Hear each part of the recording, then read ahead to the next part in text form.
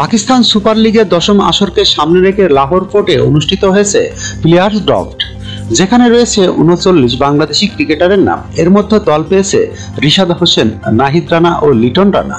Silver category থেকে রিশাদকে দলে ভিড়িয়েছে লাহোর কালান্দার্স।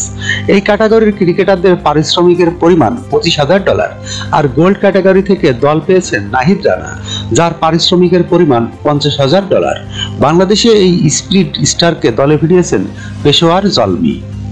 এছাড়াও সিলভার ক্যাটাগরি থেকে দল পেয়েছেন চ্যাম্পিয়ন ট্রফি থেকে বাদ পড়া লিটন দাস, তার পারিশ্রমিকের পরিমাণ $২৫,০০০। এই উইকেট কিপার ব্যাটারকে দলে ভিড়িয়েছেন করাচি কিং। এদিকে প্লাটিনাম ক্যাটাগরিতে আছেন বাংলাদেশের দুই ক্রিকেটার মুস্তাফিজুর রহমান ও সাকিব আল হাসান। এই দুজনই প্রথম ডাকে অবিকৃত থাকছেন, তাদের প্রতি আগ্রহ দেখায়নি কোনো ফ্রাঞ্চাইজি। প্রথম ডাকে দল না পাওয়া ক্রিকেটারদের এখনই সুযোগ শেষ হয়ে যায়নি।